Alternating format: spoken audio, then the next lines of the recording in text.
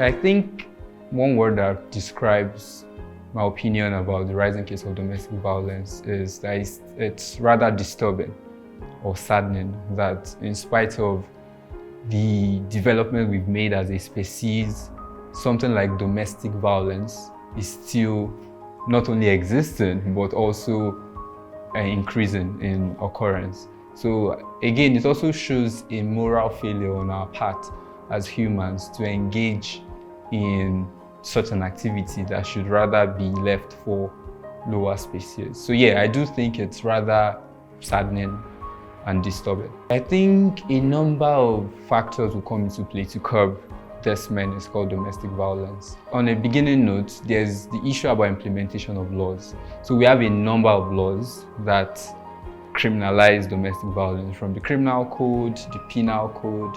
Even in Lagos State, you have the Protection Against Domestic Violence Law of 2007. You have the Domestic and Sexual Violence Agency Law of 2021. All various laudable laws aimed at combating domestic violence.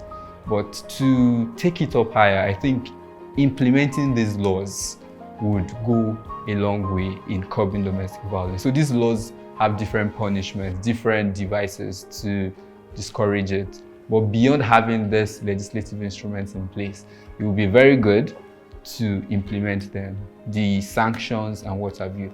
Another thing I think would curb domestic violence is naming and shaming. So where you have a violent offender who has been charged and found guilty, it may be good to actually publicly name those persons. So it will serve as a deterrent to others. So we have a situation like this for sexual offenders. I know from time to time there's a public list made available of sexual offenders, and this would actually help in sinking it into people's consciousness that this is an act that people should deviate from.